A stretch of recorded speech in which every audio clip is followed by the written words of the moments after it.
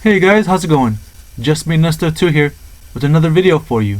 And as promised, here is my video on the top 10 action figures of 2015. And up first we got some honorable mentions. All of these guys right here.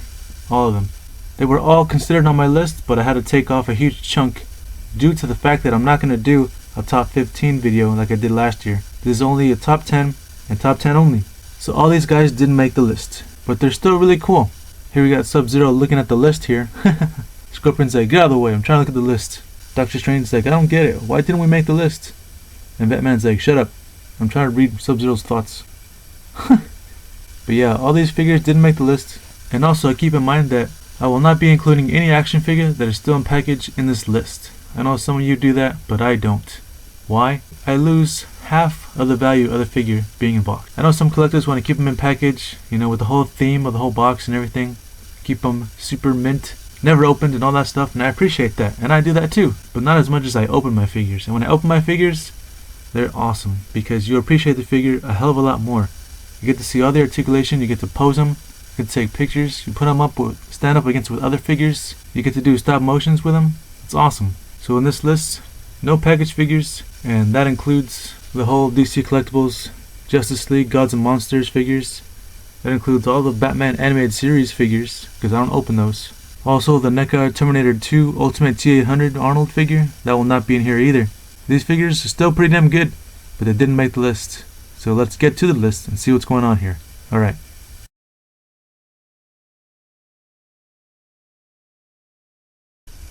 Number 10, being shared by two figures. Here we got both from Hasbro Marvel Legends, Chameleon and Spider-Woman. And they're both really cool, I like them. And why they're sharing it instead of one of them being number 10? Well, let's get into it. Chameleon, he's really cool. I know he's the body is a remold of what's his name? Coulson from that 3-pack. I know he is. But that's fine because it's still a good mold. And at least he's got different paint for it. So yeah, it's got different suit colors, so that's really nice. And he's got the head of Chameleon. And he's packed with accessories. This guy is awesome. This guy's so fun. Look at this big gun, it's crazy. It's like some kind of laser cannon thing. And you can take out the cartridge right there. That's awesome. And of course, because he is Chameleon, he comes with a gimmick. And the gimmick is not kiddish. You just take off his head. If I can do it off camera. Alright, here we go. And now he is another character. Jonah Jameson from Spiderman. It looks good because it works with this suit. Because Jameson always wears a suit, you know, like he might not be wearing this jacket the whole time, but whatever, right? It still works for both Chameleon and Jameson. You can take off his head and do another one. It's actually not that easy. And now he's another character. Actually, I forgot this character's name. His name's like Hammerhead or something. Also from Spider-Man. Just a gangster with a big hard head. And I'm assuming that that's where this gun comes in. This is his. But this gun is really cool. I like it. You can give it to him. You can give it to your Two-Face figure from Batman. It's really nice. He also comes with this gun, which I don't know what the hell it's for. Like, it looks kind of lame in my opinion. But he comes with it, so whatever, right? The more the merrier, because we don't get that much accessories with action figures these days. Especially Hasbro. But it's awesome. It's really cool. And the suit works for all three characters. It works. But the reason why he's not number 10 by himself is because Chameleon, well, Chameleon, I'm not into Chameleon that much. The character, I'm not into him that much. I mean, the figure is really fun, but I'm not into the character that much. And that's where this one comes in. Here we have Spider-Woman. I'm not a huge fan of Spider-Woman, but I do enjoy the character. She's really cool. And the figure is no exception. The figure is awesome. It's a remold from Ms. Marvel. But it doesn't matter, it still works. The hands as well are remold from Satana. But yeah, the only thing new here is the head, which is actually sculpted really good. It's not just straight on painted. And the webbing right here. You can take them off and then display here with the other webbing where it looks like she's flying. It's awesome. Where she's leaping in the air, whatever. But it looks really good. Look at that hairdo. That's crazy. This figure is not much modifications, and yet it's done really well. Hasbro just, you know, put their minds to it. They can do a lot of good things. But the reason she's not number 10 by herself is she doesn't come with that much. Like I said, we don't get that much accessories these days. But Chameleon does.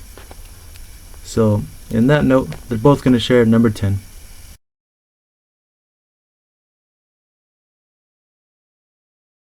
Number 9, we got here from Diamond Select, Marvel Select, Hulkbuster Iron Man. And it is pretty crazy. It's awesome. Look at this thing. It's a great figure. I remember when the Build-A-Figure wave came in for Hulkbuster Iron Man based on the movie. I was kind of like, eh. And then that figure doesn't even look that good. His paint's like whatever. It looks like a little kid toy. But then Diamond Select announced that they were going to make this. And I was like, oh man, that one looks good. And it's more comic accurate. And here it is. Shiny paint and everything. Look at this guy. He's loaded with detail. And it is chunky. This guy is awesome. Big and bulky and he's heavy. This guy. You can see all the little details, you know, like all the bolts maybe, you want to say. It's crazy. And of course, he's pretty simple when it comes to paint. But yet the paint works here. Look at that. It's nice and shiny. The way he should look. It's crazy cool. He's got the whole gauntlet thing here, the shields. And you know what's really cool? These right here. These shoulder pads, because they cover the shoulders, right? But unlike any other company I've ever seen, they move with the arm. So like you see it, like it goes up when the figure's arm's gonna go up. But also, if you want, look at this, see this? If you want the arm to go forward, it'll go with it too. That's crazy cool. I've never seen any figure with that. No company has ever tried that. Basically, I think it's like a ball joint or something. And that's the way to go for figures with some kind of shoulder pad. That is impressive. I mean, yeah, it kind of sucks that he only has one hand, like no articulation on the hand itself. But whatever, I don't give a shit. What am I going to do with actual articulated fingers? Doing the finger, that can only be fun for a little while. But yeah, this big chunk of metal, well actually plastic, it's going to be number 9. Hulkbuster Iron Man.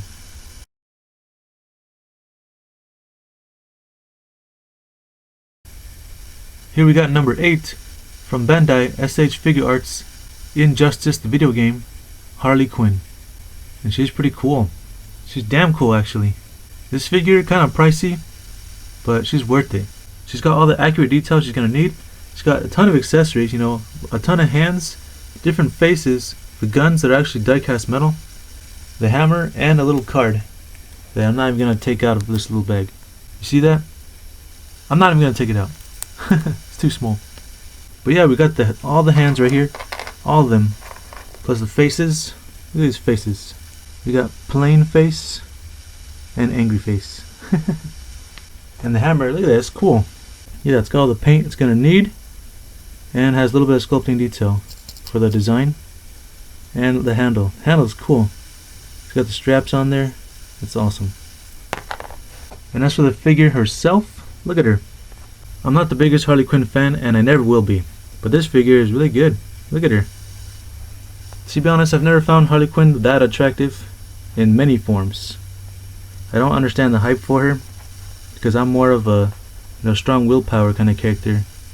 So when I see this, this damaged woman who's in love with some guy who's abusive, I'm just like, I don't get it. But I do get the comedy of it. The character, she's funny. But this figure is really cool. From the video game, it's really awesome. Look at these guns. It's crazy. And in this version is one of the only times I find Harley Quinn actually attractive. She's really cool with all the leather, all the accessories, the straps, and yeah, it's awesome. Actually has a knife right here, a dagger. It's awesome. I really like it. This is probably the most expensive Harley Quinn figure I'm going to get, and the only one I'm going to get. But yeah, Harley Quinn here is going to be number 8.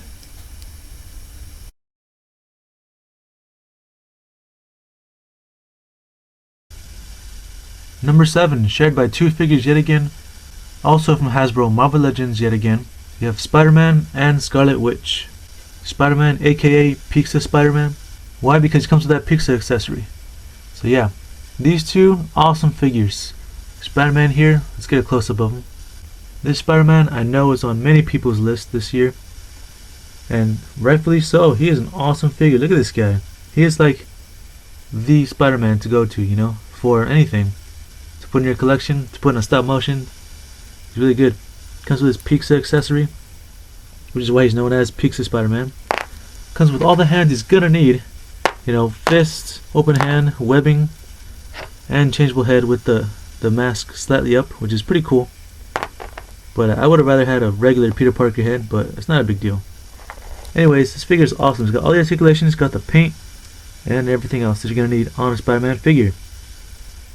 And because you know, if you grew up with the '90s Spider-Man cartoon, then you love this figure. That's why you understand that. That's why his symbol looks like this. And yeah. And the only flaws he has is some of the posability, like his legs here. Like that's as far as it's gonna go for leg splits. For Spider-Man, he needs to go all the way, like Van Damme status. Why? So he can do all kinds of posing that he needs. So that's disappointing. Plus his head's kind of big.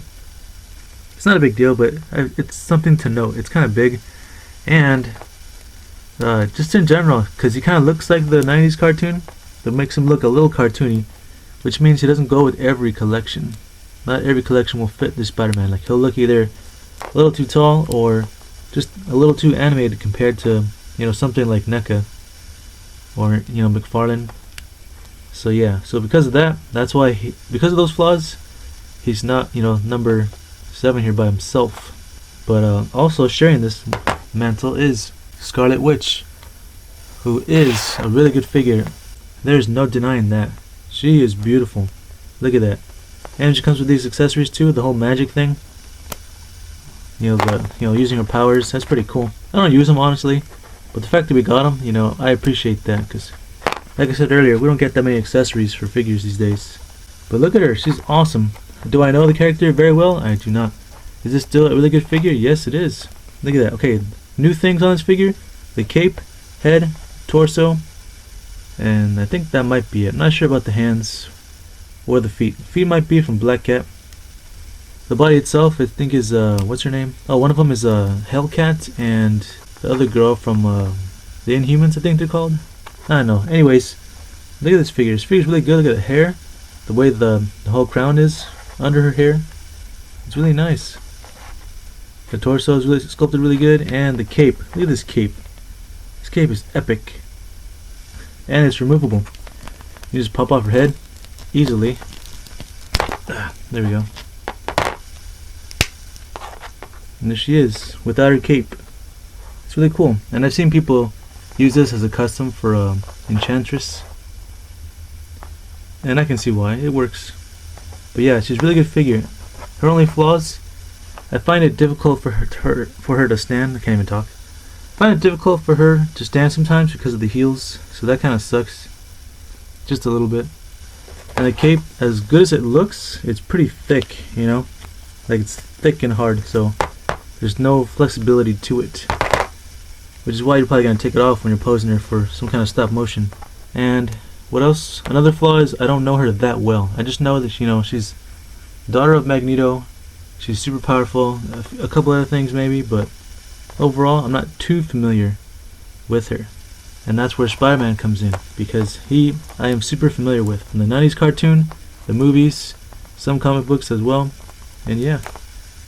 But his flaws, pretty much, she counters his flaws and he counters hers. So yeah, they're both really good figures. I can't decide which one's better. I like them both.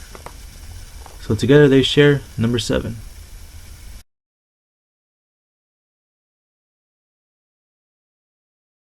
Number 6, the only Predator that's going to be in this list. Here is from NECA, Alien vs. Predator, Celtic Predator. And he is awesome. Look at this guy. And no, I did not include Chopper in this list. You saw him in the honorable mentions. He was just a little disappointing. And Scar, I didn't even open, the unmasked version. I'm going to leave him in package, and I'm waiting for the masked version. That's the one I'm going to open. So, that leaves the only good Predator of that line, this one right here, Celtic. And he is awesome. Look at him. He was the first one I opened from him and Chopper. I opened him up and I'm like, damn, this guy's awesome. He's so much better than the McFarlane one, actually. His paint's better, his articulation is better. Just better built, you know, sculpting wise. Because of the shuriken, the blade that you put in his holster, the blades that you can take on and off, the removable plasma caster, plus the wires that go in there. Look at this guy. Plus he has his staff, which I put already in his back, which shouldn't be in his back, you know, fully, you know, sticking out like that. But because each Predator, they say on the actual box that have interchangeable parts. So you can switch these blades, you can switch the staffs, you can switch the hands on each character. So on the back it should be the retracted staff, but he doesn't come with it, so I put it on there anyway, so I don't care. It's awesome. Look at this. This is what an action figure should look like. This is awesome. Look at this sculpting. This is insane. How much detail and accessories and articulation this guy has, and yet he's still under $30. Under $25. He's only like $22 at most. Yeah, we got companies like Hasbro trying to screw us over with remolds over and over, with bullshit paint jobs and less accessories. Are you kidding me, Hasbro? Go fuck yourself. I'm sorry guys, excuse my language, but this figure offends me when it comes to Hasbro, because this is what an action figure should look like. This is awesome. NECA Predator here, he gets number 6.